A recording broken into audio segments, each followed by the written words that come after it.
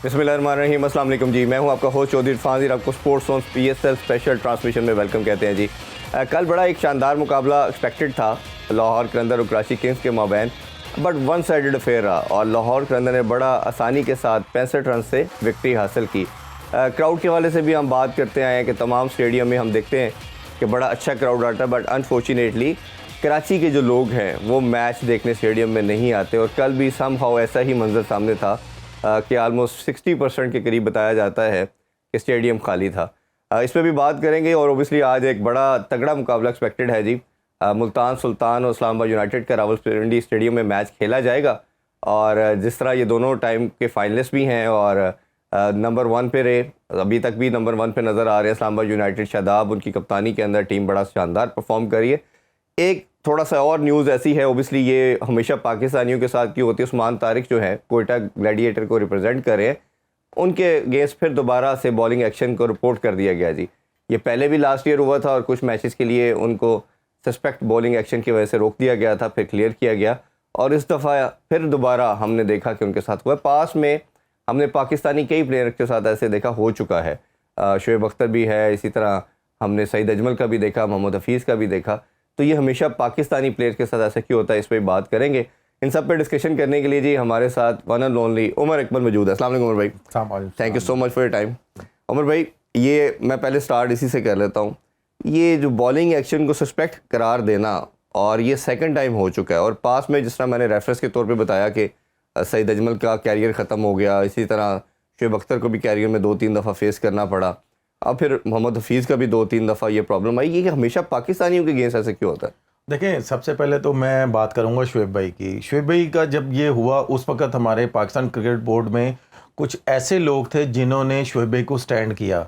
अगर उस वक्त ये ऐसा काम होता या शोएब भाई पे ऐसा इल्ज़ाम लगता कि भाई इनका बॉलिंग एक्शन ऐसा है, तो आज ये पूरी दुनिया में लेजेंड ना कहलाए जाते। उस वक्त PCB में लोग कुछ ऐसे थे जिन्होंने बैक किया शोएब अख्तर को, तो आज पूरी दुनिया में वो पहचाने जाते हैं। जब बात अब मैं बात करूंगा सईद अजमल की, मोहम्मद हफीज़ की, उस वक्त जब इन पे बात आई तो उस वक्त हमारे पाकिस्तान क्रिकेट बोर्ड में कुछ ऐसे लोग थे कि जिनको अपना नहीं पता होता था कि भाई हमें अगले महीने की सैलरी मिलनी है कि नहीं मिलनी। अगर हमने नहीं मानी तो शायद हमारी सैलरी चली जाएगी, तो इसलिए उन्होंने इतना सपोर्ट नहीं किया। जैसा कि जब ये मोहम्मद हफीज़ या सईद अजमल पे ये बात आई, उस वक्त मैं भी टीम में था, तो मेरा ये दिल कह रहा था कि यार पाकिस्तान क्रिकेट बोर्ड को थोड़ा सा स्टैंड लेना चाहिए अपने प्लेयरों के लिए। जैसे पास्ट में इंडिया के जो ऑफ स्पिनर बॉलर के ऊपर लगा, सुनील नारायण पे लगा, सुनील नारायण पे लगा, ये सारे वापस आए पाकिस्तानी प्लेयर के ऊपर ही। उन्होंने अपने प्लेयर को बैक किया। चेयरमैन साहब के पास तो शायद इतना नहीं होता, क्योंकि मैंने जैसे पहले बोला ना कि चेयरमैन साहब को सही गाइड करने वाले लोग नहीं है। अगर वो सही गाइड करने वाले लोग होंगे तो चेयरमैन साहब स्टैंड लेंगे ना, क्योंकि मोहसिन नकवी साहब खुद इतने अच्छे इंसान हैं कि वो कुछ करना चाहते हैं क्रिकेट के लिए, पाकिस्तान के लिए कुछ करना चाहते हैं। उनको भी पता है कि पाकिस्तान की ये एक ही स्पोर्ट्स है जिससे हम पाकिस्तान को खुशी दे सकते हैं।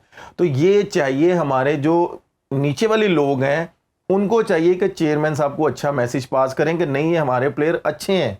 अगर हम इनको बैक करेंगे तो ऑटोमेटिकली हमारे ये बॉलर क्लियर होंगे। जैसे आपको लगता है ये ICC की तरफ से हमेशा से प्रॉब्लम रहा है कि वो पाकिस्तान को टारगेट किया जाता है?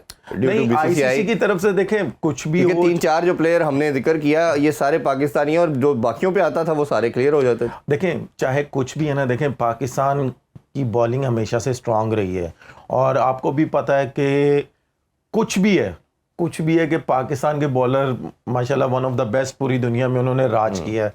चाहे वो फास्ट बॉलिंग है, चाहे वो स्पिन डिपार्टमेंट है, तो उनको जिससे खतरा होता है दूसरी टीम को या आने वाला जो बड़ा इवेंट होता है ICC का, तो कोई ना कोई ऐसा सीन क्रिएट कर देते हैं कि भाई इससे हमें डर है, इस पे वो बात ऐसी कर देते हैं, कुछ ऐसा कर देते हैं, वो उसको क्लियर ही नहीं कर पाते। यहाँ पे पता चलता है हमारे पाकिस्तान क्रिकेट बोर्ड का जो नीचे लोग बैठे हुए हैं कि भाई हमने अपने प्लेयर को कैसे सपोर्ट करना है, चाहे कुछ भी है। जैसे मैंने आपको बोला है कि जो हमारा रिहैब होना होता है, हम जो लोग बाहर जाके करते हैं रिहैब, वो बेहतर, हाँ जी, वो हमारे पाकिस्तान में होना चाहिए। चाहे कुछ भी है, एक्शन पे बात होती है, कहीं पे भी बात होती है। आप ये देखें कि एक्शन पे बात होती है तो कुछ प्लेयर इंडिया में जाके अपना सही करते हैं, रिहैब करना होता है इंडिया में जाके करते हैं, इंग्लैंड में करते हैं, इधर उधर करते हैं। तो पाकिस्तान में ऐसा होना चाहिए कि अगर आपको लग रहा है, हमारे माशाल्लाह एनसीए में इतने माशाल्लाह कोचिज इतने बैठे हुए हैं, उनको पता चल जाता है, या कुछ भी हमारे मेंटोर ऐसे बैठे हुए हैं उनको पता चल जाता है कि भाई ये बात होनी है, तो भाई आप पहले ही आपके पास इतना, वो कहते हैं ना कि लेबोरेटरी में इतनी चीजें पड़ी होनी चाहिए कि नहीं भाई हमने इसको ठीक करना है, आईसीसी से बात आने से पहले या किसी सीरीज में आने से पहले हम इसको पहले ही ठीक कर लें। क्योंकि लास्ट टाइम भी इन्होंने ये कहा था, जब उस्मान तारिक का सस्पेक्ट हुआ था तो उन्होंने कहा था कि इसको क्लियर करे, अगर सेकंड टाइम होगा तो हम आईसीसी को रिपोर्ट करेंगे। तो ये मेरा ख्याल है सेकंड टाइम हो रहा है, अभी तक प्रेस रिलीज आई तो नहीं है, प्रॉब्ली शायद अब वो आईसीसी की तरफ इसको फॉरवर्ड करे। अच्छा, रिहैब सेंटर की बात हमेशा हमने की है कि रिहैब सेंटर बहुत मैंडेटरी है, और जिसमें बायोमैकेनिक्स भी हों, जिसमें आपके पास अच्छे फिजियोथेरापिस्ट भी हों, और जैसा साइम को भी बाहर भेजना पड़ा 3 मंथ के लिए। इससे पहले हमें शहनशाह अफरीदी का भी याद है कि इधर उनकी रिकवरी नहीं हो रही थी, और फिर शायद अफरीदी ने उनको बाहर भेजा, बाद में बोर्ड ने इंटरवीन करके सारे एक्सपेंसेस भी है। और अभी एहसानुल्लाह है, उसकी आपको पता है कि 150 का बॉलर मिला, वो ज़ाया हो गया। ये किस तरह आप समझते हैं कि ये प्लेयर को बचाने के लिए इस पर काम करना चाहिए? देखें, सिंपल सी बात है, आपने एक नाम और नहीं लिया कि जिसने खुद अपना सारा खर्चा उठाया था, वो मैं आपको बता देता हूँ, मैं आपके सामने बैठा हूँ। अच्छा जी। मैंने भी अपना सारा खर्चा उठाया था, मैंने भी इंग्लैंड से अपना रिहैब किया था, और उस वक्त मैं करंट टीम में था, सेंटर कॉन्ट्रैक्ट में था। ठीक है, किस ईयर की बात कर रहे हैं? 2017 की बात। 2017 में, ठीक। मैं भी बाहर गया था, मुझे इन्होंने वापस भेजा, मेरा रिहैब हुआ, इन्होंने मुझे कहा नहीं जी हम नहीं कर सकते। सिर्फ आप यहाँ से अंदाज़ा लगा लें कि मैंने इनसे रिक्वेस्ट इतनी करके मैंने इन्हें ये बोला था कि प्लीज़ मेरी आप फ्लाइट लेट करवा दें, मैं अपना रहना सहना खुद कर लूँगा। वहाँ पे मेरे ब्रदर इन लॉ थे, इमरान कादिर, मैं उनके पास जाके रहा हूँ। फिर उधर मैंने रिहैब किया, तकरीबन 1-1.5 महीना मैंने रिहैब किया। उसके बाद मैं जब वापस आया हूँ तो फिर अल्हम्दुलिल्लाह मैं ठीक हूँ। मैं क्यों बार बार ये कहता हूँ कि चलें, अल्हम्दुलिल्लाह अल्लाह पाक ने हमें दिया है तो हम लोग तो अफोर्ड कर सकते हैं। आपको भी पता है कि पाकिस्तान में कुछ फर्स्ट क्लास प्लेयर ऐसे हैं जो नहीं अफोर्ड कर सकते, ठीक है। कुछ पाकिस्तान के प्लेयर्स ऐसे हैं वो नहीं अफोर्ड कर सकते। एक टूर किया होता है, क्या वो अपने पे सारा पैसा लगाएंगे, अपनी फैमिली पे सारा पैसा लगाएंगे, किस पे लगाएंगे?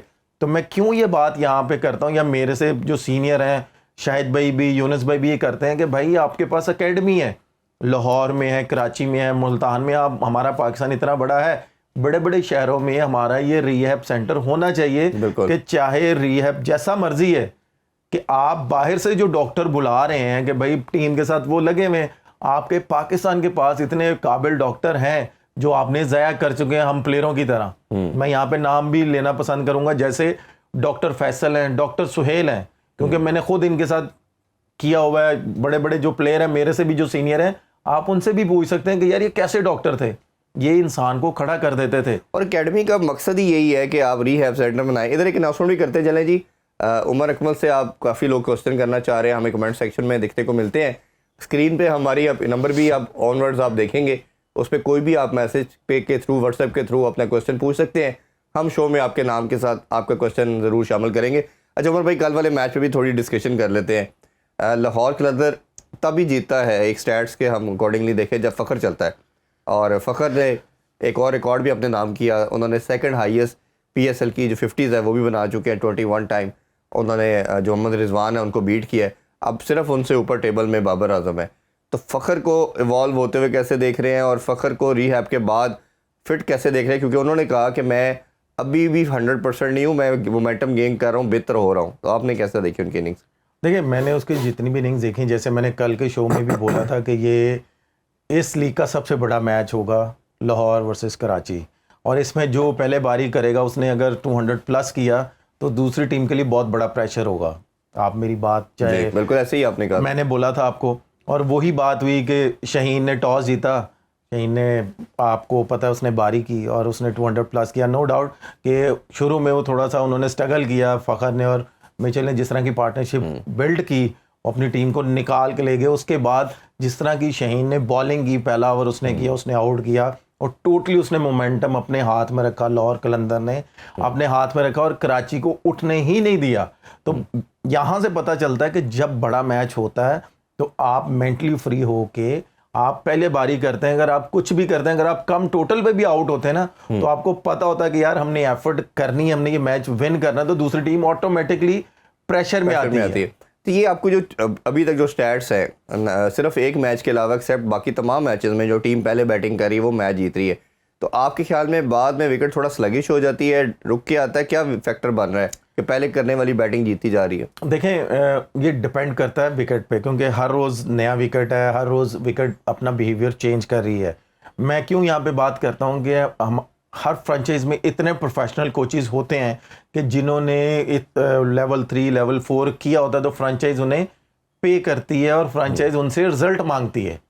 कप्तान के साथ बैठ के या कप्तान के साथ मिल के वो चीज़ें डिसाइड करते हैं, एक दिन पहले उसी ग्राउंड में प्रैक्टिस होती है या नहीं भी होती, तो आपके पास इनफ टाइम होता है कि आप जाके विकेट देखते हैं कप्तान के साथ। और ज़्यादातर यही यहाँ से पता चलता है कि कप्तान और कोच एक ही पटरी पे होते हैं, तो वो डिसाइड करते हैं कि भाई हमने क्या करना है। अब आप जो भी आपने देखा है कि जिसने टॉस जीता है उसने देखा है कि भाई उसने साथ में एक्सप्लेन भी किया है कि इस विकेट पे इतने मैच हुए हैं, ये विकेट ऐसा करेगी, और सेम उसी तरह होता है। और मैं ये नहीं कह रहा कि हमारे प्लेयर इतने एक्सपीरियंस नहीं है, लेकिन उनके पीछे कौन बोल रहा होता है? उनके कोचेस बोल रहे होते हैं। की बात, क्योंकि कोचेस उनको मैसेज ये कन्वे करते हैं, इसलिए वो मैसेज वो आगे कन्वे कर रहे होते हैं। जब वो टॉस जीते हैं तो विकेट उसी तरह ही बिहेव करती है।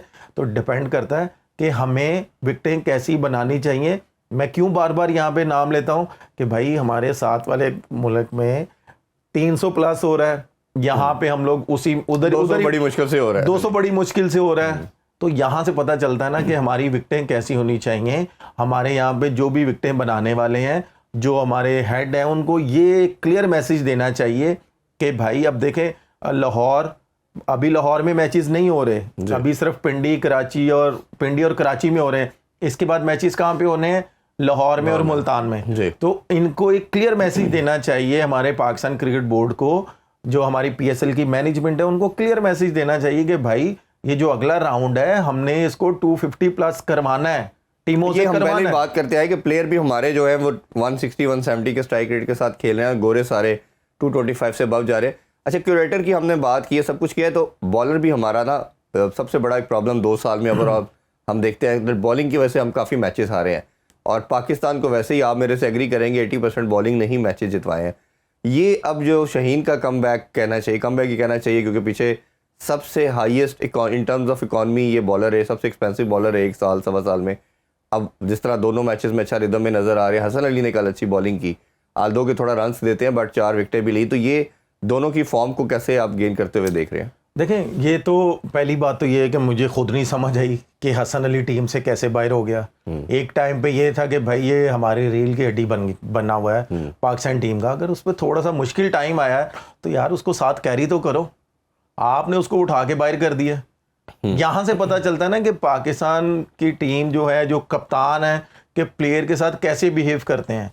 मैं तो इसमें बिल्कुल डिसएग्री करूंगा कि यार उसको आपने क्यों बाहर किया, अगर उस पर मुश्किल टाइम आया था। अगर वो वापस फॉर्म में आ रहा है, जैसे शहीन आ रहा है, वो आ रहा है, तो आपको खुश होना चाहिए और इसको वापस लेके आना चाहिए। क्यों? क्योंकि आपके पास वो फर्स्ट चेंज पे बेस्ट बॉलर था कि वो बॉलिंग कर सकता था। अब आप ये देखें कि अभी पाकिस्तान कहाँ पे मार खा रहा है कि जहां पे फर्स्ट चेंज बॉलिंग होती है पाकिस्तान वहां पे स्ट्रगल कर रहा है। मैं क्यों यहाँ पे बार बार कह रहा हूँ इरफान भाई कि हमें विकेटें मुश्किल मिलेगी, मिडिल ओवर में ले ही नहीं पा रहे हम, या ये हमारी लीग में अगर हमें विकेटें मुश्किल मिलेगी तो बॉलर्स को बॉल करना आएगा कि भाई हमने कैसे बचना है।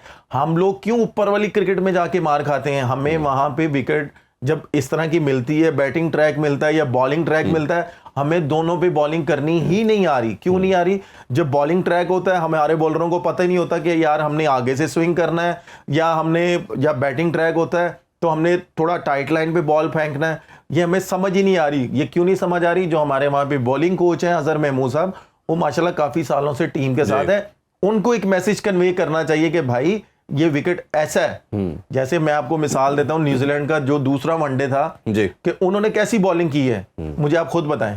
उन्होंने टाइट लाइन पे बॉलिंग की है और उन्होंने रूम नहीं दिया। उन्होंने कहा यार यहां से मार सकते हो तो मार लो। और हमारे बॉलर क्या कर रहे थे आप खुद देखें ना, ओवर पिच करी जा रहे, एक लाइन पे बॉल ही कोई नहीं कर रहा। डिपेंड करता ना कि अगर यहाँ पे मुश्किल विकेटें होंगी ना, तो इनको पता चलेगा कि भाई हमने वेरिएशन कैसे करनी है, हमने यॉर्कर कैसे करने हैं। अगर यहाँ पे ही आपको इस तरह की विकेटें मिलेंगी, ऊपर जब आप जाएंगे तो आप जाहिर सी बात है स्ट्रगल ही करेंगे। आप बात ये जैसे कर रहे थे कि लड़का जो रिप्रेजेंट करके आता पाकिस्तान, उसको तो ग्रो करना चाहिए, ग्रूम होना चाहिए और इस लीग में खिलाना चाहिए, लीग में खिलाना चाहिए। और अभी मोहम्मद अली की बात की, अब्बास अफरीदी हमने देखा बहुत वेवर्ड नजर आ रहे हैं, ना पेस है, रन एक्स्ट्राऑर्डिनरी, हर मैच में 50 के करीब दे रहे हैं। अच्छा, आपसे क्वेश्चन का भी सेशन भी स्टार्ट करते हैं, और ओबियसली आपने जिस तरह पहले कहा कि आप क्वेश्चन पूछ सकते हैं जी। एहसन का क्वेश्चन आपके हवाले से उमर भाई, कि ये जो 5 कप्तान है, छठा तो डेविड वार्नर की हम तो नहीं बात कर सकते, इनमें से आपको कौन सा कैप्टन सबसे बेहतर लगता है, जो सबसे बेहतर जिसकी गेम सेंस आपको लगती है? आपसे पूछा गया जी एहसन की तरफ से, तो आपकी नज़र में कौन सा कप्तान ऐसा है? और इसका दूसरा पार्ट उन्होंने बड़ा वेड है, वो भी पूछ लेते हैं आपसे। उन्होंने कहा जी कि बाबर आजम पे सोशल मीडिया पे आज बहुत ज़्यादा डिबेट हो रही है कि उनसे कप्तानी ले लेनी चाहिए, और शायद ये भी कह रहे हैं कि उनको आपके ख्याल में क्या टीम में होना चाहिए कि नहीं, आप बताइए। देखिए, क्या नाम बताया था आपने उस भाई? एहसन। सबसे पहले तो एहसन भाई को ये सोचना चाहिए कि ठीक है, अगर वो 5 साल पाकिस्तान टीम का कप्तान रहा है, उस पर थोड़ा सा टफ टाइम आया है एज ए पाकिस्तानी, उनको भी सपोर्ट करना चाहिए कि ये नहीं है कि वो जी उसे कप्तानी ले लेनी चाहिए, उसको टीम से बाहर निकाल देना चाहिए। ये राइट टाइम है उसको सपोर्ट करने का। अगर आप, ठीक है, मैं भी इस चीज़ से एग्री करता हूँ, आपको भी पता है मैं जहाँ पे बात करता हूँ एज ए प्लेयर, इसमें कोई दो राय नहीं है कि वो इस टाइम पाकिस्तान का one of the best player है। माशाल्लाह उसकी 50 से ऊपर एवरेज है, उसने नंबर 1 रखा हुआ, अपने आप को टॉप 3 में उसने रखा हुआ है, चाहे वनडे है, चाहे T20 है, चाहे टेस्ट मैच है। तो उसको ये सोचना चाहिए कि भाई अगर उस पर है, ठीक है यार, अगर आपसे नहीं, आप चाह रहे कि यार उसको, उसे कप्तानी ले लेनी चाहिए, ठीक है, फ्रेंचाइज की मर्जी है, ना उसकी मर्जी है ना मेरी नहीं, मर्जी। आप उसको हम आसान कर देते हैं। आपकी नज़र में कप्तानी बाबर को आती है या नहीं आती? नहीं, देखिए, कप्तानी आती है तो 5 साल कप्तानी की है ना उसने, लेकिन टाइटल कोई नहीं जीता ना सर। टाइटल नहीं जीता तो फिर पीसीबी को वो कहना कि भाई पीसीबी ने क्यों बनाया है। अगर देखें ना, हर 2 साल के बाद T20 वर्ल्ड कप आता है, हर 4 साल के बाद या 3 साल के बाद 50 ओवर वर्ल्ड कप आता है। अगर 2 साल के बाद इंसान को नजर आ जाता है ना कि यार ये कप्तान है कि नहीं है, तो फिर पीसीबी को चाहिए था ना कि उसे कप्तानी ले लेनी चाहिए थी। फिर 5 साल क्यों रखा है उन्होंने? तो फिर अवाम को क्यों, PSL के अंदर भी चौथी दफा वो कप्तानी कर रहे हैं, तो फिर फ्रेंचाइज को चाहिए ना कि भाई हमने क्यों रखा है। इंसान का तो 1 साल से पता चल जाता है कि भाई ये कप्तान रह सकता है कि नहीं रह सकता, ये टीम को साथ लेके चल सकता है कि नहीं चल सकता। ये तो आप फ्रेंचाइज से पूछें। अगर ये जो कहते हैं, आपने भी डोमेस्टिक में बहुत कप्तानी की है, कुछ क्रिकेट कहते हैं जी लर्निंग से आती है, करने से आती है, कुछ कहते हैं बॉर्न होता है। तो आपका क्या ख्याल है कि करने से आ जाती है, ये बाय बर्थ होता है कि, और ये नेचुरल होती है किसी के अंदर लीडरशिप की क्वालिटीज? देखें, कुछ भी है ना, कुछ भी ने फर्स्ट क्लास में सबसे मुश्किल कप्तानी है। अगर जिस इंसान ने फर्स्ट क्लास में कप्तानी कर ली है ना, वो अच्छा कप्तान बन सकता है। ठीक है, इसने अंडर 19 में की है, उसके बाद इसने फर्स्ट क्लास में नहीं की कप्तानी। ये जब पाकिस्तान खेला उसके बाद इसने फर्स्ट क्लास में कप्तानी की, ये उसके बाद पाकिस्तान टीम की करता रहा। यहां से पता चलता है ना कि पाकिस्तान क्रिकेट बोर्ड को चाहिए था कि इसको फर्स्ट क्लास में भेजता, जब ये फारिग होता था कि जाओ भाई फर्स्ट क्लास खेलो, साथ में कप्तानी करो, हम तुम्हें देखना चाह रहे हैं, इससे आपकी भी बेहतरी और पाकिस्तान में भी बेहतरी आएगी। लेकिन क्या ये नहीं हुआ। आप ये कह रहे हैं कि जी इसको टीम से निकाल देना चाहिए। ठीक है, कुछ लोगों के अपने व्यूज हैं, उनको उनकी अपनी मर्जी है, जिसको लाइक करते हैं, जिसको नहीं करते वो लाइक, उनका ये काम है। लेकिन इस तरह हार्ड वर्ड यूज करना, बाहर निकाल दो यार, ऐसे तो नहीं होता। वो 4 से 5 साल नंबर 1 रहा है आपके लिए, आपकी कंट्री का उसने नाम ऊपर रखा हुआ है, तो आप कैसे कह सकते हैं कि यार उसको फ्रेंचाइज से भी बाहर निकाल दो? और ये PSL देखिए, वो एक ब्रांड है, PSL उसके सर पे चलता है, क्योंकि इस टाइम वो ब्रांड बना हुआ है, वो है 3-4 प्लेयर हैं। तो आप अगर उसको भी बाहर कर दोगे तो आपकी PSL कहां पे स्टैंड करती है? PSL तो ऑलरेडी आपके लॉस में जा रही है। ऐसे ही अभी एक ब्रेक की तरफ बढ़ते हैं, ब्रेक से वापस आके इनमें से बेहतर कौन सा कप्तान है, ये सेकंड पार्ट इस क्वेश्चन का था, इसका आंसर लेते हैं, और फ्यूचर में और पास्ट में जो प्रॉब्लम आए इस पर भी थोड़ी बात करेंगे। इस पे with us, welcome back in PSL special transmission जी।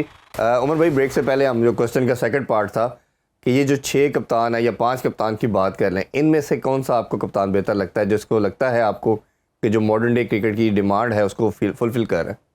देखिए, मॉडर्न डे क्रिकेट की जो कैप्टनसी है, मैं अगर देखूं तो वो थोड़ा सा मुझे टच नज़र आ रहा है रिजवान में। ठीक है, वो ये नहीं है कि अब वो कप्तान बना है तो मेरा कमबैक होने का चांस है, बिल्कुल भी नहीं है, क्योंकि उसने डोमेस्टिक में कप्तानी की है, पेशावर की भी की है। T20 में, सॉरी मैं काट रहा हूँ, अभी तक एक मैच भी नहीं वो जीत पाया।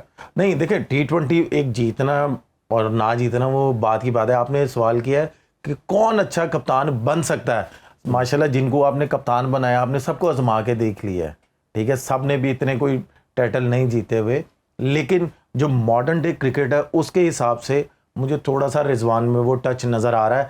लेकिन डिपेंड करता है पाकिस्तान क्रिकेट बोर्ड पे कि उसको कैसे लेके चलता है। अगर उसको लेके अच्छे तरीके से चलेगा, कुछ हमारे प्लेयर्स हैं, एक्स प्लेयर्स हैं, लेजेंड हैं हमारे, जो हमारे कप्तान रहे हैं, वो अगर रिजवान को बहुत शौक है सीखने का, वो अगर उनसे बात करेगा, उनके अपने डिपार्टमेंट में कप्तान रहे हैं मिसबाह उल हक, मोहम्मद हफीज़, अगर वो उनसे भी बात करेगा, हफीज़ भाई अपने डिपार्टमेंट के कोच भी रहते हैं, मिसबाह भाई भी रहते हैं, तो रिजवान वहाँ पे जाके मैच खेलता है, कप्तानी भी करता है। तो अगर रिजवान उनसे सीखेगा तो ये ज़्यादा अच्छा होगा। ये रिजवान ने जिस तरह पहले दिन प्रेस कॉन्फ्रेंस में भी कहा कि हर एक की रिस्पॉन्सिबिलिटी है, सेलेक्टर्स की भी है, कोचेस की भी है, आपको लगता है कि रिजवान पूरी अथॉरिटी के साथ कप्तान है, या आपको लगता है कि उसके पास कोई इख्तियार नहीं है, सिर्फ कप्तानी कर रहा है? मेरा ख्याल है कि वो सच्ची बात कर रहा है, आपको भी पता है, क्योंकि वो जिस तरह का इंसान है, जितना मैं उसको जानता हूँ, है तो मेरे से जूनियर, वो सच्ची बात कर रहा है। अगर उसके पास पूरी अथॉरिटी होती तो मेरा ख्याल है कि प्रेस कॉन्फ्रेंस में ऐसी बातें ना करता हो। क्यों कप्तानी कर रहा है? छोड़ देता। देखें, वो अगर छोड़ रहा है, मैं तो अगर मेरे जैसा इंसान होता तो मैं कहता कि यार अगर मुझे इतनी अथॉरिटी देते हो, अगर मुझे 3-4 सीरीज़ें या 1 साल के लिए करते हो, जैसे हमारे एक्स प्लेयर कहते हैं कि यार एकदम से कप्तान नहीं चेंज करना चाहिए, एटलीस्ट उसको 1-2 साल देने चाहिए। अगर 1-2 साल आप उसको दे के देखो, अगर वो नहीं डिलीवर कर पा रहा फिर आप उससे लो। जैसे हम बात करते हैं कि भाई इयन मॉर्गन ने पूरी क्रिकेट ही इंग्लैंड की चेंज कर दी, उसने कप्तानी ली, ये रिजवान को भी चाहिए था कि भाई अगर मुझे कप्तानी दोगे, मुझे टोटली इख्तियार दोगे, और जैसे मैं चाहूंगा डोमेस्टिक में भी वैसे होगा, पाकिस्तान टीम में भी वैसे होगा। लेकिन अभी तो कहा जा रहा है कि रिजवान जो है वो प्लेइंग 11 भी अपनी मर्जी के नहीं खिला सकता। तो फिर वही बात आ जाती है ना, वही आपके वाली बात, अगर नहीं खिलाना चाह रहा या कोई नहीं खेलने दे रहा प्लेइंग 11, तो फिर बाइकआउट कर लेना चाहिए, अपना भी नाम सेव करे, पाकिस्तान का भी सेव करे। और इस तरह प्रेस कॉन्फ्रेंस में आके बोलना तो ये गलत चीज़। लेकिन पाकिस्तान के अंदर ये रवायत तो रही नहीं ना किसी तौर पे भी कि कोई कप्तानी छोड़े, कोई भी सीट ओहदा छोड़ने को तैयार नहीं होता। वो बात तो ज़रूर करते हैं, रिजवान ही ये कहते थे कि मुझे कप्तानी की चाह नहीं है, मिलेगी तो मैं एक्सेप्ट कर लूँगा। अब आपको जब मिली है और आपने 5 साल बाबर को देखा है कि फुल अथॉरिटी वाला कप्तान था, देखे ना 4-5 चेयरमैन चेंज हुए, 26 सेलेक्टर चेंज हुए, 6 कोचेस चेंज हुए, बाबर चेंज नहीं हुआ। तो बाबर को सब ने अथॉरिटी दी, तो रिजवान ने अपने सामने बाबर को इतना पावरफुल कप्तान देखा, तो रिजवान के पास जब पावर नहीं है तो रिजवान पे नहीं आती जिम्मेदारी कि यार मुझे है ही नहीं अथॉरिटी, मैं कप्तानी की लालच में क्यों जाऊं? देखें, और ये बाबर ने भी सेकंड टाइम कप्तानी लेके अपने साथ यही गलती की थी। देखें, सेकंड टाइम भी उसने लेके गलती की, ठीक है, शायद मे भी मैं गलत हूं या नहीं हूं। जैसे मैंने 90s के प्लेयरों की बात की, जब 90s की टीम के प्लेयर्स थे, उस वक्त भी 90s की जब टीम खेलती थी तो 3 से 4 प्लेयर जो एज ए कप्तान रह चुके थे, वो टीम के प्लेइंग 11 के हिस्सा बनते थे। आजकल भी वही टाइम है, उस वक्त भी वो थोड़ी सी प्रॉब्लम क्रिएट होती थी। और मेरी नज़र में शायद मैं गलत हूँ या नहीं हूँ, आपको ज़्यादा पता है, आप जैसे कहते हैं कि हमें अंदर की रिपोर्ट मिल जाती है। क्या जितने प्लेयर्स हैं आपको भी पता है कि फ़िलहाल मेरे ख्याल शादाब है, शहीन शाह है, रिजवान है, बाबर है, या वो आगा सलमान है, 5 कप्तान तो मेरी आंखों के सामने चेंज हो गए। तो अगर ये प्लेइंग 11 का हिस्सा बन चुके हैं तो क्या ये टीम सही खेलेगी? और ये यही तो प्रॉब्लम है। मैं तो अक्सर ये उमर भाई ये बात करता हूँ, या तो फिर इनको एक जगह बिठा के बंद कमरे में बिठा देना चाहिए। चेयरमैन साहब को चाहिए कि भाई आप लोगों ने कप्तानी कर ली, आपने नहीं डिलीवर किया, अब इसकी बारी है। अब इसकी बारी है, आप लोगों ने इसको बैक करना है। अगर आप बैक नहीं करोगे, चेयरमैन साहब को चाहिए, तीसरा चेयरमैन साहब के साथ दूसरा बंदा नहीं बैठना चाहिए, सिर्फ ये पांचों बैठे। क्योंकि मुझे पता है चेयरमैन साहब से मैं 2 दफा मिला हूं, बड़े अच्छे इंसान है। चेयरमैन साहब इन पांचों को बिठाएं और इन पांचों को एक क्लियर मैसेज दे दें कि भाई अभी रिजवान कप्तान है, ना वाइस कप्तान को बिठाएं, ना चीफ सेलेक्टरों को बिठाएं, ना हेड कोच को बिठाएं, इन पांचों को बिठाएं। बोलें कि भाई आप लोगों को इतनी इतनी देर कप्तानी मिली, आपने नहीं डिलीवर किया, अब इसकी बारी है।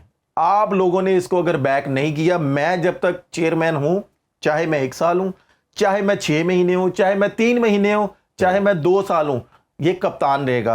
अगर आप लोगों ने इसको सपोर्ट ना किया, अंदर से आपने इसकी जड़ें काटी, बाहर से सोशल मीडिया पे कोई कैंपेन चलाने की शुरू की, क्योंकि चेयरमैन साहब इतने, उनको इतनी अथॉरिटी दिया है, पीसीबी में इतने लोग बैठे हैं, उनको पता तो चल जाएगा, मिनिस्टर भी हैं सारी तरह की उनके पास, उनको पता चल जाएगा। अगर किसी ने प्रॉब्लम क्रिएट की, चाहे वो नंबर 1 प्लेयर है, चाहे वो टीम मैन है, चाहे कुछ भी है, वो टीम में नहीं रहेगा मेरे होते हुए। फिर इस तरह पाकिस्तान की टीम को एक अच्छा प्लेटफॉर्म भी मिलेगा, रिजवान को भी सपोर्ट मिलेगी इनकी कि यार अब मेरे साथ टीम खड़ी है। फिर पता चलेगा रिजवान का, और अगर रिजवान नहीं डिलीवर करता एज ए कप्तान, एज ए प्लेयर, तो वो करेगा। अगर वो नहीं डिलीवर करेगा तो फिर चेयरमैन साहब जाने और रिजवान जाने। बिल्कुल ऐसे ही। अच्छा, इसमें काउंटर आर्गूमेंट आता है शादाब के हवाले से, मैं ज़रूर बात आपसे पॉइंट ऑफ व्यू लेना चाहूँगा। पीएसएल भी लास्ट टाइम जितवाया उसने, अभी जो चैंपियन कप हुआ था ओडीआई का वो भी जितवाया है। अब मेरी अपनी नज़र में एज ए प्लेयर तो हम उस पर ज़रूर डिबेट कर सकते हैं, कई दफ़ा उसकी टीम में जगह नहीं बनती, बहुत रन कंसीड किए हैं, लेकिन अगर एज ए कैप्टन देखते हैं तो वो फिर उसने प्रूव कर दिया है कि उसने कई टाइटल भी जितवाए हुए हैं। तो शादाब को आप किस तरह देखते हैं अगर उसको कंसीडर किया जाता है? क्योंकि खबर तो आ रही थी पहले कि T20 में इसको सोचा जा रहा है। उसको इससे पहले उसने पाकिस्तान टीम की कप्तानी कर चुका है। वो उसने अफगानिस्तान के खिलाफ वो सीरीज हारा है दुबई में, ठीक है, वो उस टीम से हारा है। नो डाउट उनके प्लेयर्स, उन्होंने बहुत अच्छा खेलना शुरू कर दिया, दुनिया की हर लीग खेलते हैं, लेकिन अफगानिस्तान, एक टाइम था कि अफगानिस्तान को हम कहीं भी कंसिडर नहीं करते थे कि यार हम इनको पकड़ लेंगे आराम से।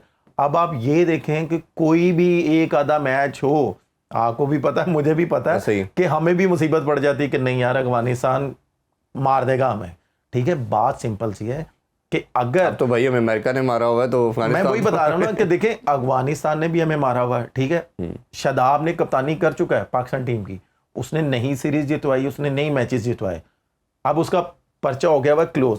लीग क्रिकेट आपको भी पता है कैसी क्रिकेट होती है, इसमें 2 बॉलर्स अच्छे होते हैं, 3 बॉलर अच्छे होते हैं, या 2 बैट्समैन अच्छे होते हैं। इसमें इनकी अपनी फुल अथॉरिटी होती है और इन्होंने टीम को कैसे लेके चलना होता है। अगर इस तरह था तो भाई पाकिस्तान टीम को भी ऐसे लेके चलते, ना हारते, तो ये अभी तक रहते हैं। रही बात शादाब की एज ए प्लेयर, देखिए एज ए प्लेयर आपको भी पता है कि यार अगर कोई कमबैक जिसने करना होता है वो कैसे करता है भाई। वो डोमेस्टिक में जाता है, 1-2 साल लगा के आता है, फिर उसको पता चलता है कि भाई हमारी जगह कहाँ पे है। फिर वो जब वापस आता है तो उसको पता चलता है इतना इंप्रूवमेंट होती है। अगर आप देखें ना कि उसको इन्होंने वैसे 3-4 मंथ तो लगाए हैं, बट वो आपका पॉइंट 3-4 मंथ लगाए हैं, उसमें क्या परफॉर्मेंस दी है फर्स्ट क्लास में। आप मुझे ये बता दें, आप कितने आउट कर दिए, कितना स्कोर कर दिया आपने। उसके बाद इसको फिर मैचेस मिले हैं, 5 मैचेस मिले हैं, तो 5 मैचों में इसने कितने आउट किए हैं या कितना ऐसा स्कोर कर दिया है कि आप कह रहे हैं कि यार इसको कप्तान ही होना चाहिए। और इसका कमबैक हुआ है और स्टेट अवे वाइस कप्तान हुआ है। अगर आप इसको कमबैक अगर आपने करवाना था तो आप इसको एज ए प्लेयर कमबैक करवाते। मैंने सुनने में तो ये आ रहा था कि भाई इसको कप्तान बना रहे थे, वो लेकिन तो सोशल मीडिया पे, मीडिया पे बात ऐसी हुई कि आपने उसको वाइस कप्तान बना दिया। वो बात सिंपल सी है कि आपको अगर किसी को कमबैक करवाना है तो भाई आप उसको पहले प्लेयर, एज ए प्लेयर उसका कमबैक करवाओ। आपके अकॉर्डिंगली मोहम्मद रिजवान तीनों फॉर्मेट का कप्तान होना चाहिए। देखिए मेरे अकॉर्डिंगली होना चाहिए, लेकिन बशर्त ये है कि चेयरमैन साहब इन 5 को, क्योंकि इस टाइम ये 5 टीम के प्लेइंग मेंबर हैं जो मैंने आपको नाम बताए हैं, ऐसे ही है। सिर्फ ये 5 प्लेयर हों और चेयरमैन साहब बैठे हों, और चेयरमैन साहब एक क्लियर मैसेज दे दें रिजवान के सामने कि रिजवान आपने इनको आगा और वो शान मसूद डाले तो 7 बन जाते हैं। मैं वही बता रहा हूँ कि इन सबको डालें, इन सबको बीच में बिठाएं, और कोई ना हो, चेयरमैन साहब और ये प्लेयर हों, और चेयरमैन साहब इनको ये क्लियर मैसेज दे दें कि भाई जब तक मैं हूं, चाहे मैं 2 हफ्ते के लिए हूं, ये कप्तान है। और अगर किसी ने ना सपोर्ट किया, हाँ, तो वो फिर लाइफ टाइम उस पर बैन लगाएंगे। हाँ, उस पर फिर एक क्वेश्चन मार्क डाल दें कि भाई ये अब नहीं होगा।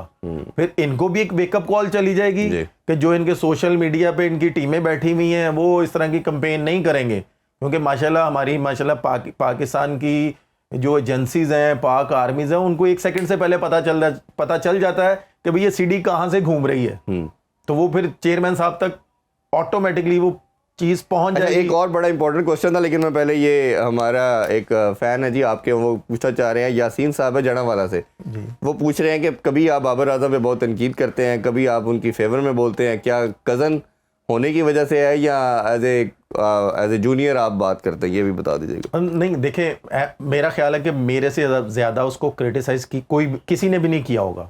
मैं उसको क्रिटिसाइज करता हूँ एज ए कैप्टन, और जब वो 5 साल रहा है, मैंने अभी भी मैं बोल रहा हूँ, मैं ये नहीं कह रहा कि मैं नहीं उसको क्रिटिसाइज कर रहा, मैं अभी भी कर रहा हूँ एज ए प्लेयर। मैंने कभी भी उसको क्रिटिसाइज नहीं किया। हाँ, मैंने एक जगह पे क्रिटिसाइज किया कि उसको अपनी गेम अवेयरनेस आनी चाहिए कि उसको अपनी गेम चेंज करनी चाहिए, जो आजकल की क्रिकेट चल रही है उसके मुताबिक खेलना चाहिए। उसके अलावा ना मैंने उसकी प्लेयरी पे कभी क्रिटिसाइज किया है, ना मैंने ये बोला है कि भाई कि ये परफॉर्मर नहीं है पाकिस्तान टीम का। मैंने अगर क्रिटिसाइज किया उसको तो मैंने उसको किया उसकी कप्तानी पे कि भाई अगर 5 साल तुम्हें इतनी अथॉरिटी मिली थी तो आपको 3 टीमें खड़ी करके देनी चाहिए थी पाकिस्तान को। मैंने हमेशा से ये बात की है, मैंने ये कभी भी नहीं कहा, और ना मैं उसको कभी फेवर कर रहा हूं। मैंने उसको फेवर दिया, आपको कुछ टाइटल जीतना चाहिए था। आप सब लड़के ने सबने मैं हमेशा बोला हूं, आपको भी पता है, मेरे आप जितने भी इंटरव्यूज निकाल के देख ले, मैं हमेशा बोला हूं, लेकिन प्लेयरी पे मैं कभी भी नहीं बोला। जिस चीज पे हमें बात करनी चाहिए मैं उस पर बात करता हूं। मैं कभी भी किसी से पर्सनल नहीं होता, चाहे वो मेरा कजन है, चाहे मेरा जूनियर है, चाहे वो मेरा आप कह लें कोई टीममेट्स है, कोई भी है, मैं टू द पॉइंट बात करता हूं। बिल्कुल ठीक है। अभी ब्रेक की तरफ बढ़ते हैं जी। ब्रेक से वापस आके डिस्कशन को मजीद कंटिन्यू करेंगे। आज एक और मैच खेला जाएगा, उस पर बात करेंगे। हमारे साथ रहिए। Once again welcome back in sports on. Umar भाई, हमने जो डिस्कशन की, ओबियसली ये डिस्कशन पे कल भी हम कंटिन्यू करेंगे, और एक बड़ा इंपॉर्टेंट है, कल इस पर डिटेल में बात करेंगे कि पाकिस्तानी कुछ लोग जो एक्स हमारे क्रिकेटर हैं, उनका मानना ये है, जो भी सिस्टम का पार्ट नहीं है, वो कहते हैं जी ये लीग क्रिकेट ने भी नुकसान पहुंचाया है। फ्रेंचाइज ओनर के मैं कॉन्टेक्स्ट में बात कर रहा हूँ कि इन्होंने प्लेयरों को ख़राब कर दिया। और ये जो एजेंट्स की बात आती है हमेशा, इस पे भी बात होती है, क्योंकि आज टाइम शॉर्ट है, तो इस टॉपिक पे ऊपर हम कल डिटेल में मैं आपका ओपिनियन लूँगा। अभी एक मैच खेला जा रहा है जी, वो ओबियसली इस्लामाबाद यूनाइटेड मुल्तान सुल्तान का है, पिंडी में है। इस्लामाबाद यूनाइटेड अपने होम एडवांटेज में हम देखते हैं बहुत शानदार खेल रही है। क्या लगता है दोनों का बैलेंस, आपको किस टीम का बैलेंस ज़्यादा बेहतर है? देखें, अगर देखा जाए तो इस्लामाबाद को मैं थोड़ा सा फेवरेट कहूँगा, क्योंकि वो 2 मैच खेली है, दोनों मैच उन्होंने विन किए हैं, और जिस प्लान से वो खेल रहे हैं, क्योंकि जिस तरह का उनका कोचिंग स्टाफ है, नो डाउट मुल्तान सुल्तान का भी कोचिंग स्टाफ बहुत ही आउटस्टैंडिंग है, इस्लामाबाद का भी है, लेकिन मैं उनको इसलिए एज दूंगा क्योंकि वो 2 मैच खेले हैं, उन्होंने एक रिदम पकड़ लिया है। जब कोई टीम रिदम पकड़ लेती है ना, उसको पकड़ना थोड़ा सा मुश्किल होता है। मुल्तान सुल्तान को मैं इसलिए बोलूँगा कि उन्होंने इतना बड़ा टोटल करके उन्होंने ये चेस करवा लिया है। उनको अपनी बॉलिंग पे थोड़ा सा आप कह सकते हैं कि कॉन्फिडेंस उस तरह का नहीं होगा, क्योंकि रिजवान नो डाउट फॉर्म में हैं, उनके साथ और भी प्लेयर्स हैं। उन्होंने ये भी सोचा होगा कि यार अगर हम 300 भी करेंगे तो हमारी बॉलिंग चेस करवा लेगी। बिल्कुल। तो डिपेंड करता है, जैसे मैंने लास्ट मैच में बोला था कि लाहौर और कराची में जो टॉस जीतेगा उसको चाहिए पहले बारी करना, दूसरी टीम को जरा थोड़ी सी प्रेशराइज रखना। तो मैं आज के मैच में भी यही बोलूँगा कि पिंडी का जो विकेट है, अगर तो फ्रेश विकेट है तो जो कुछ भी हो मैच बहुत अच्छा होगा। जो भी टॉस जीते, मेरी उसको राय यही है कि वो पहले बारी करेगा। अगर चाहे वो कम टोटल भी होगा ना, तो दोनों टीमें बहुत बड़ी हैं और प्रोफेशनल हैं, वो एक प्लान लेके आएंगी। अगर उन्होंने कम टोटल किया है तो एज ए बॉलिंग यूनिट जो उनके कोचेज हैं वो अपने बॉलर्स को प्लान देंगे, तो एक बड़ा अच्छा देखने को मैच मिलेगा। और ऊपर से जो पिंडी का क्राउड है, वो आपको भी पता है, वो इस्लामाबाद को सपोर्ट करेगा। तो इस्लामाबाद को मैं इसलिए थोड़ा साइज देना चाह रहा हूँ। और दूसरा हमने ये देखा कि इस्लामाबाद यूनाइटेड जो है वो तो एक तो ऑल अटैक की तरफ जाती है, और सबसे बैटिंग विकेट भी इस्लामाबाद की पिंडी की पिच को कहा जा रहा है। शादाब से लास्ट मैच में पूछा गया कि सक्सेस की रीज़न क्या है, उन्होंने कहा ओबियसली हम एक ही तरह के माइंडसेट के साथ जाते हैं, एग्रेसिव अप्रोच के साथ, बट एडिशनल एडवांटेज हमें ये है कि हमारे पास बॉलिंग की 6-7 ऑप्शन है, बैटिंग भी 7 हमने देखा 10वें नंबर तक आ रहा है। तो आपको लगता है कि ये टीम ज़्यादा सक्सेसफुल हो रही है जिनके पास बॉलिंग में सिर्फ 4-5 नहीं 6-7 की ऑप्शन है? जाहिर सी बात है इरफान भाई कि अगर ये T20 क्रिकेट में उन्होंने ये नहीं डिसाइड किया कि यार अगर कुछ भी है तो मैं ऊपर चला जाऊं, जैसे शादाब कह सकते हैं कि यार शादाब पाकिस्तान टीम में नंबर 4 पे चला जाता था। उन्होंने ये डिसाइड नहीं किया कि यार मैं इधर 4 पे चला जाऊं। वो है इस टाइम वो अपनी फ्रेंचाइज के साथ बहुत ज़्यादा सिंसियर। वो क्यों कि वो ये नहीं चाह रहा कि यार मैं अपनी फॉर्म वापस ले आऊँ, मैं ये कर लूँ तो मैं वापस आ जाऊँगा टीम में। वो फिलहाल अपनी फ्रेंचाइज के बारे में सोच रहा है। जो प्लेयर जिस नंबर का है वो उसको उस नंबर पे वो खिला रहा है, और मेन उसकी रीज़न यही है, और उसके जीतने की रीज़न यही है कि जो उनका कोचिंग स्टाफ है वो उसको फोर्स कर रहा है कि नहीं, जिस प्लेयर को हमने जिस वजह से उठाया ऑक्शन में से, हमने उससे उस पोजीशन पे हमने उससे काम लेना है। लेकिन रिजवान साहब तो अपना ओपनिंग स्लॉट नहीं छोड़ रहे, उस्मान को 3 में भेज रहे हैं। ये हमने बाबर के लिए भी कहा, साउथ शकील के लिए भी कहा और रिजवान के लिए भी कह रहे हैं। देखिए रिजवान तो एज ए ओपनर खेलता रहा पाकिस्तान टीम में, T20 में भी खेलता उस्मान भी तो एज ए ओपनर खेलता है। देखें रिजवान का आपने बात की है ना, देखिए रिजवान, बाबर नीचे आ गया था, रिजवान एज ए ओपनर ही खेलता रहा। हाँ, यहाँ पे अगर आप मुझे कहते ना कि रिजवान ने T20 में नंबर 3 पे खेला है, वो कुछ मैच नंबर 3 पे खेला है, तो मैं भी आपकी बात से एग्री करता है कि हाँ भाई रिजवान को नीचे आना चाहिए। रिजवान ने तो जब से ओपन स्टार्ट की है, वनडे में वो नंबर 4 पे खेल रहा है, ठीक है, टेस्ट मैच में वो नंबर 5-6 पे खेल रहा है या 4-5 पे खेल रहा है, T20 में वो ओपन कर रहा है। तो वो आपके ख्याल में क्या रिजवान इसी वजह से ओपन करता है कि वो दायरे का यूज़ कर लेता है, बाद में उनसे पावर हिटिंग नहीं होती, इस वजह से कह सकते हैं आप? अगर वो अपना टाइम लेता है, जैसे मैंने बाबर के लिए भी कहा है और मैं रिजवान के लिए भी यही कहूँगा कि जो आजकल की क्रिकेट है उसके मुताबिक इनको खेलना चाहिए। कि आजकल की जो क्रिकेट है ना, जिस तरह के बैटिंग ट्रैक इनको मिल रहे हैं इंटरनेशनल क्रिकेट में भी, यहाँ पे भी, जैसे आपने कहा है कि फॉरनर प्लेयर्स आते हैं, उनको जैसा मर्जी विकेट हो वो 200 प्लस के स्ट्राइक रेट से खेल रहे हैं। अगर ये लोग खेलेंगे 200 प्लस के स्ट्राइक रेट से तो पाकिस्तान को भी फ़ायदा, इनको खुद को भी फ़ायदा है। कि अगर ये पहले 6 ओवरों में आप ये कह लें कि 70-80 प्लस करेंगे, तो जो नीचे आने वाले बैट्समैन है ना, उनको थोड़ा सा टाइम मिल जाएगा। टाइम कैसे मिल जाएगा कि यार अगर उन्होंने 1-2 बॉल डॉट खेले हैं, नीचे खेलनी है, तो उनको पता चल जाएगा कि भाई विकेट का बिहेवियर कैसा है। अब जैसे हम लोग खेलते थे तो शायद भाई हमें एक क्लियर मैसेज देते थे कि भाई पहले 6 ओवरों में हमने 45 या 55 करना है। ऐसे ही। और यूनुस भाई भी यही बोलते थे, और यूनुस भाई ये कहते थे कि हमने विकेट पे विकेट नहीं गिरानी। अगर विकेट गिरी एक ओवर में तो अगले 7-8 बॉल या 5 बॉल हमने विकेट नहीं गिरानी। अगर छिक्के वाला बॉल भी मिल रहा है ना, तो आपने नहीं गिराना और उसको कैलकुलेट आपने हिट करना है। तो ये चीज़ इनको करनी चाहिए कि आजकल की क्रिकेट में इनको इम्प्रूवमेंट लानी चाहिए अपने आप में कि यार अगर सर्कल में हमने ऊपर से मारना है, सीधा मारना है, या हट के इधर मारना है, या मिड विकेट मारना है, तो अगर ये इस तरह की प्रैक्टिस करेंगे तो इनकी गेम और अच्छी होगी और पाकिस्तान भी तरक्की करेगा। बिल्कुल। और ये हम जो बात करें कि सर्वाइवल है इसी वजह से, अगर T20 क्रिकेट की बात करते हैं, मॉडर्न डे क्रिकेट की, जैसे IPL में हम देख रहे हैं 280-300 रन हो रहे हैं। अभिषेक की मैं ज़रूर जिक्र करना चाहूँगा, उसने दोबारा, अभिषेक शर्मा ने 48 बॉलों पे 141 रन किए। तो ये एक डिमांड है जी, ये कोई भी अच्छा खेलता है, हम सब उसको अप्रिशिएट करते हैं और हमारे प्लेयर को भी अपनी गेम को इसी तरह उठाना है। उमर भाई बहुत शुक्रिया आपके टाइम का। इंशाल्लाह कल दोबारा आप लोगों से मुलाकात होती है। PSL के मुकाबलों को एंजॉय कीजिए और अपना फीडबैक ज़रूर देते जाइए। और उमर भाई की आज जाते हुए शादी की सालगिरह है जी, आपको बहुत बहुत मुबारक हो। Thank you. अल्लाह ताला आपको, भाभी को, बच्चों को हमेशा खुश रखे, आबाद रखे। और इंशाल्लाह आपसे मुलाकात होती कल। अपना बहुत ख्याल रखिए। अल्लाह हाफिज़। पाकिस्तान जिंदाबाद।